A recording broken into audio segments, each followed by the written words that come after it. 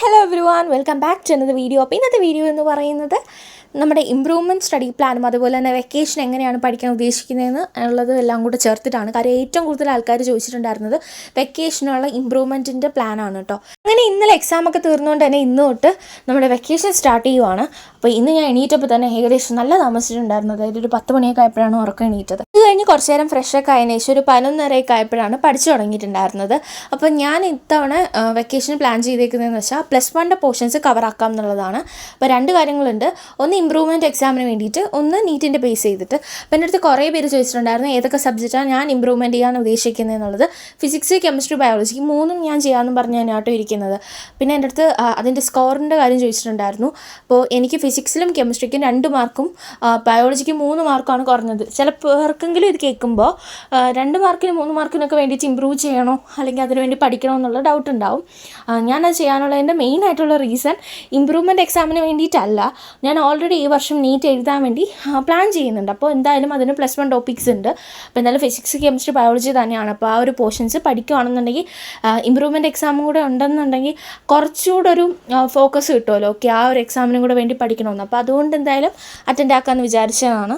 +1 physics ഞാൻ ഇപ്പം നോക്കാൻ വേണ്ടി ഉദ്ദേശിക്കുന്നില്ല. ഞാൻ പകരം കെമിസ്ട്രിയും ബയോളജിയാണ്. അതിപ്പോൾ നിങ്ങൾ ഏത് സബ്ജക്റ്റാണ് ഇമ്പ്രൂവ് പ്ലാൻ ചെയ്യുന്നത് അതനുസരിച്ചാക്കാം. ഇനിയിപ്പോൾ 3 സബ്ജക്റ്റ് ഒരുമിച്ച് നോക്കാൻ പറ്റുന്നുള്ളവരാണെന്നുണ്ടെങ്കിൽ അങ്ങനെ കവറാക്കാം. അതൊക്കെ ഓരോരുത്തരുടെ ഇഷ്ടമാണ് കേട്ടോ. പിന്നെ ലോങ് വീഡിയോ എടുക്കുന്നതിന് പകരം ഷോർട്ടായിട്ടുള്ള 1 ഷോട്ട് റിവിഷൻസ് എടുക്കുക. എന്ന് പറഞ്ഞാൽ ഒട്ടും കണ്ടൻറ് ഇല്ലാത്ത നോക്കിയിട്ടല്ല, അത്യാവശ്യം കണ്ടൻറ്റും കാര്യങ്ങളൊക്കെ പറഞ്ഞ് ഒരു ഷോർട്ട് നോട്ട് ബേസ്ഡ് ആയിട്ട് പഠിപ്പിക്കുന്ന ക്ലാസ്സസ് നമുക്ക് യൂട്യൂബിൽ അവൈലബിൾ ആണല്ലോ. അപ്പോൾ അങ്ങനത്തെ ക്ലാസ്സസ് എടുത്ത് നോക്കിയിട്ട് പോർഷൻസ് കവർ ആവുന്നതായിരിക്കും ബെസ്റ്റ് ആയിട്ടുള്ള കാര്യം. ഒരു ദിവസം മിനിമം ഒരു 2 ചാപ്റ്ററൊക്കെ നോക്കുന്നതായിരിക്കും ബെറ്റർ. ഇനിയിപ്പോൾ ഒരു ചാപ്റ്ററൊക്കെ പറ്റത്തുള്ളൂ എന്നുണ്ടെങ്കിൽ അങ്ങനെ. ഇപ്പം ഞാൻ ഇന്നെന്തായാലും ഒരു 3 ചാപ്റ്ററാണ് നോക്കിയിട്ടുണ്ടായിരുന്നത്. റിഡോക്സ് റിയാക്ഷൻ, അതേപോലെ തന്നെ ബയോളജി ക്ലാസിഫിക്കേഷൻ, പിന്നെ ലിവിങ് വേൾഡ്. അപ്പോൾ ഈ ഒരു 3 ചാപ്റ്ററാണ് ഞാൻ ഇന്ന് ഫിനിഷ് ആക്കിയിട്ടുണ്ടായിരുന്നത്. ഞാനിപ്പോൾ വിചാരിക്കുന്നത് ഡെയിലി ഒരു 3 എന്നുള്ള കണക്ക് വെച്ച് തന്നെ പഠിച്ചു പോകാമെന്നാണ്.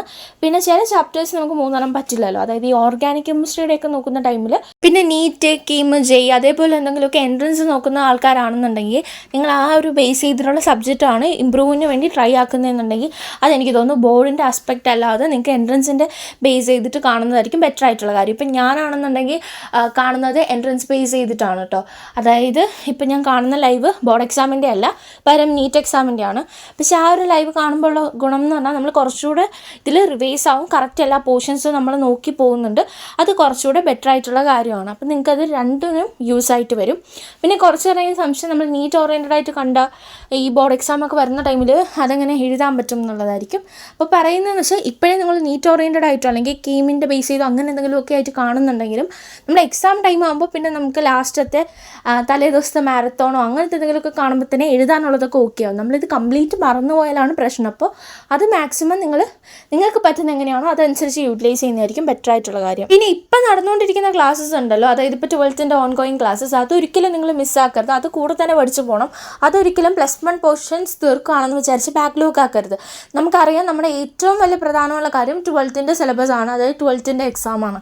അപ്പോൾ നമ്മൾ +1 ജസ്റ്റ് നമ്മളൊന്ന് ഗ്രേഡ് ഇൻക്രീസ് ആക്കാൻ വേണ്ടിയിട്ട് നോക്കുന്നു, അല്ലെങ്കിൽ നമ്മൾ മാർക്ക് ഇൻക്രീസ് ആക്കാൻ വേണ്ടി നോക്കുന്നു. ആ ഒരു റീസൺ കൊണ്ട് നമുക്ക് 12th നല്ല രീതിയിൽ പെർഫോം ചെയ്യാൻ പറ്റാത്തൊരവസ്ഥ വരരുത്. അപ്പോൾ അതുകൊണ്ട് ഇത് രണ്ടും ഈക്വലി തന്നെ നോക്കണം. പക്ഷേ ഏറ്റവും കൂടുതൽ വെയിറ്റേജ് 12th സിലബസിന് തന്നെ കൊടുത്തേക്കണം. പിന്നെ ഞാനിപ്പോൾ സൈലത്തിൻ്റെ ക്ലാസ്സസ് ഈവനിങ് ഉള്ളത് കറക്റ്റ് കണ്ടുപോകുന്നുണ്ട്. പിന്നെ എനിക്ക് കുറേ ബാക്ക്ലോഗ്സ് നീറ്റ് ഏരിയയിലുണ്ട്. അതായത് ഞാൻ ഈ മാസം സ്റ്റാർട്ട് ചെയ്തതിന് ശേഷം നീറ്റ് നോക്കിയിട്ടേ ഇല്ല. അതായത് ഓഗസ്റ്റ് തുടങ്ങിയപ്പോൾ തൊട്ട് കുറച്ച് ഹെൽത്ത് ഇഷ്യൂസ് ഉണ്ടായിരുന്നു. അത് കഴിഞ്ഞ് വന്നപ്പോഴാണ് നമ്മുടെ ഓൺ എക്സാം ടൈം ആയത്. അപ്പോൾ അതിന് ശേഷം പിന്നെ ഞാൻ ഓൺ എക്സാമിന് വേണ്ടി മാത്രമാണ് പഠിച്ചത്. മെയിനായിട്ടുള്ള കാര്യം ബാക്ക്ലോഗ്സ് ക്ലിയർ ചെയ്യണം, +1 പോർഷൻസ് കവറാക്കണം, ഇപ്പോഴുള്ളത് നോക്കിക്കൊണ്ടിരിക്കണം. വെക്കേഷനാണ്, അപ്പോൾ എല്ലാ നേരം ഇരുന്ന് പഠിക്കാൻ വേണ്ടി ആർക്കും ഇൻട്രസ്റ്റ് ഒന്നും ഉണ്ടാകത്തില്ല. അതിപ്പോൾ നിങ്ങളുടേതനുസരിച്ച് ടൈമൊന്ന് അഡ്ജസ്റ്റ് ആക്കാറുണ്ട്. മോർണിംഗ് കുറച്ച് ടൈം, അതേപോലെ ഈവനിങ് കുറച്ച് ടൈം, അങ്ങനെ കുറച്ച് സമയം നിങ്ങൾ എക്സ്ട്രാ കണ്ടെത്തി ചെയ്യുന്നതായിരിക്കും ബെറ്റർ. കാരണം ഈ ഒരു സമയം നല്ല രീതിയിൽ യൂട്ടിലൈസ് ചെയ്താൽ നമുക്കത് കുറച്ചുകൂടെ ബെറ്ററായിട്ട് പ്രൊഡക്റ്റീവായിട്ട് കൊണ്ടുപോകാൻ പറ്റും. കാര്യം ആഫ്റ്റർ നമുക്കിനിയിപ്പോൾ സ്കൂൾ തുറന്നു കഴിഞ്ഞാൽ നിങ്ങൾക്കറിയാം റിസൾട്ടും കാര്യങ്ങളൊക്കെ കഴിഞ്ഞ് നമുക്ക് കലോത്സവവും കാര്യങ്ങളൊക്കെ തുടങ്ങും. ഈ ഫെസ്റ്റും അതെല്ലാം തീർന്നു കഴിയുമ്പോഴത്തേക്ക് ക്രിസ്മസ് എക്സാമിൻ്റെ ടൈം ആവും. ക്രിസ്മസ് എക്സാം കഴിഞ്ഞാൽ പിന്നെ ജനുവരി തൊട്ട് നമ്മുടെ പബ്ലിക് എക്സാമിൻ്റെ ഇത് തന്നെ തുടങ്ങുന്നത്, ലാപ്പിൻ്റെ തൊട്ട്. അപ്പോൾ പിന്നെ നമുക്ക് പഠിച്ചെടുക്കുക എന്ന് പറയുന്നത് അത്ര നടക്കുന്ന കാര്യമായിരിക്കില്ല. പക്ഷേ റിവൈസ് ചെയ്യുക എന്ന് പറയുന്നതായിരിക്കും കുറച്ചുകൂടെ ബെറ്റർ ആയിട്ടുള്ള കാര്യം. ഞാനങ്ങനെ ആദ്യം റിഡോക്സ് റിയാക്ഷൻ്റെ ക്ലാസ്സസൊക്കെ കഴിഞ്ഞതിന് ശേഷം പിന്നെ ലിസ്റ്റും കാര്യങ്ങളും എടുത്ത് നോക്കിയിട്ടുണ്ടായിരുന്നു. അതായത് ഞാൻ +1 ചാപ്റ്റേഴ്സ് എല്ലാം കൂടെ ബേസ് ചെയ്തിട്ട് ലിസ്റ്റ് ക്രിയേറ്റ് ചെയ്തിട്ടുണ്ടായിരുന്നു. അപ്പോൾ അതിൽ റിഡോക്സ് റിയാക്ഷൻ പഠിച്ചു എന്നുള്ളത് മാർക്ക് ചെയ്യാൻ വേണ്ടി അതെടുത്ത് നോക്കി. അടുത്ത ബയോളജിക്കൽ ക്ലാസിഫിക്കേഷനാണ് പഠിക്കാമെന്ന് വിചാരിച്ചത്. ഇത്തവണ ഞാൻ ഷോർട്ട് നോട്ട് അല്ലാതെ എഴുതുന്നില്ല, കാരണം എൻ്റെ ഓൾറെഡി ബുക്ക് ഇരിപ്പുണ്ട്. അതായത് അതിൻ്റെ അകത്ത് ഓരോ പോയിൻ്റായിട്ട് തന്നെ കൊടുത്തിട്ടുണ്ട്, ഇമ്പോർട്ടൻ്റ് ആയിട്ടുള്ള. എക്സ്ട്രാ എന്തെങ്കിലുമൊക്കെ ഉണ്ടെന്നുണ്ടെങ്കിൽ ഞാനത് പെന്നുകൊണ്ട് മാർക്ക് ചെയ്ത് കൊടുക്കുന്നേ ഉള്ളായിരുന്നു. അപ്പോൾ അത് വെച്ച് നോക്കുമ്പോൾ കുറച്ചുകൂടെ നല്ലോണം പഠിക്കാൻ പറ്റുന്നുണ്ട്. വൺ ഷോട്ട് റിവിഷൻസ് കണ്ടു തന്നെയാണ് ഇതും റിവൈസ് ആക്കിയിട്ടുള്ളത്. പിന്നെ എൻ്റെ അടുത്ത് കീം എക്സാം ബേസ് ചെയ്തിട്ടുള്ള ടിപ്സും കാര്യങ്ങളും പ്ലാനൊക്കെ ചെയ്യുമെന്ന് ചോദിച്ചിട്ടുണ്ടായിരുന്നു. പേഴ്സണലി എനിക്ക് കീം എക്സാമിനെ പറ്റി കംപ്ലീറ്റ് ആയിട്ട് അറിയത്തില്ല, കേട്ടിട്ടുള്ള ഒരു ഇത് മാത്രമേ ഉള്ളൂ. ഞാൻ ഇപ്പോൾ കുറച്ച് കാര്യങ്ങളൊക്കെ നോക്കിക്കൊണ്ടിരിക്കുകയാണ്. പിന്നെ എനിക്ക് പേഴ്സണലി അറിയാവുന്ന ആൾക്കാരുടെ അടുത്ത് ഞാൻ അവരുടെ എക്സ്പീരിയൻസും കാര്യങ്ങളും കൂടെയൊക്കെ ചോദിക്കുന്നുണ്ട്. കാര്യം ഒരു പ്ലാൻ ക്രിയേറ്റ് ചെയ്യുമ്പോൾ നമുക്കറിയാത്തൊരു കാര്യമെന്ന് പറയാൻ പറ്റത്തില്ലല്ലോ. അപ്പോൾ അതെന്തായാലും നോക്കിയിട്ട് ഈ വീക്ക് തന്നെ ഞാൻ വീഡിയോ ചെയ്യാം കേട്ടോ.